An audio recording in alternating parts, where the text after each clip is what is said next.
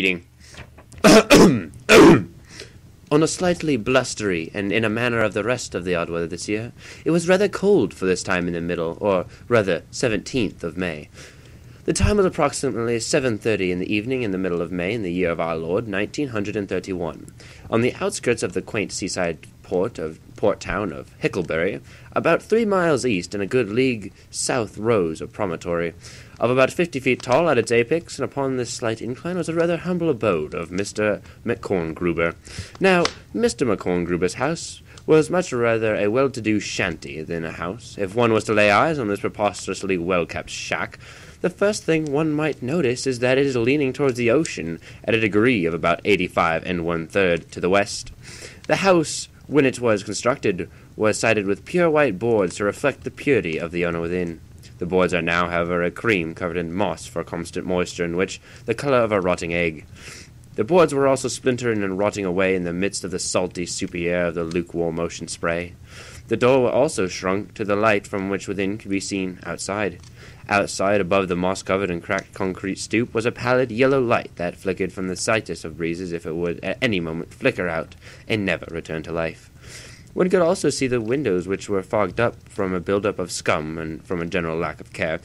The condensation from the heat within. The windows seemed like the eyes of an elderly person, so filled with the cataracts that seeing is nigh on impossible. Now, Mr. McCorngruber was a man of actually 30 years of age, although his face told that he was at least a man of over 45 years of age. His physique was that of a corpse. He is not the smallest, but the smallest shadow.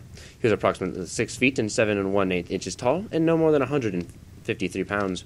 His body was much like a lamppost in shape. When he walked, it seemed to be perpetually on stilts. He had such an awkward gait. His physical body was constructed and racked with ailments of all type, both real and fictional. He also had a voice that was unnaturally deep for his size and physical stature. His fingers were very long and spindly, and in the light they looked like spiders dancing on the tables from his nervous tapping. The man knew no such thing as mental fortitude, and was rather easily sent into a swoon. When the wind blew, he, much like the trees, would shake and lean from a force of a stiff breeze most often found amongst the winds of August. He had a nervous habit of looking behind himself to make sure there was no apparitions or bandits that were following. Even if they were, he would have swooned in fright anyway. Another odd habit he had was to keep a pinch of salt in his right jacket pocket to ward off any malicious spirits that might haunt him.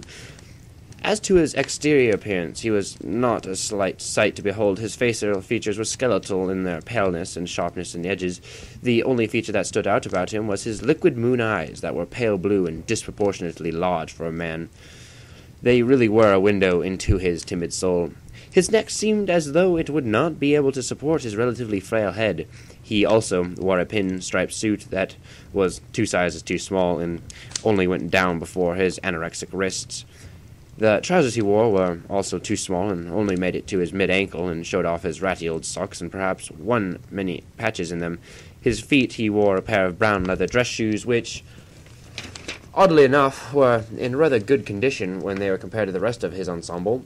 In his jacket he carried a tarnished silver pocket watch that, due to the closeness to the sea, had turned black and green from the briny air.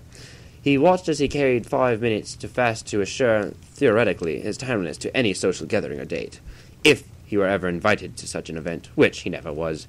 This is the man known as Mr. McCorngruber, the man who lives near the sea, just beyond the town of Hicklebury. Thank you again. This has been Storytime with Cody. Thank you.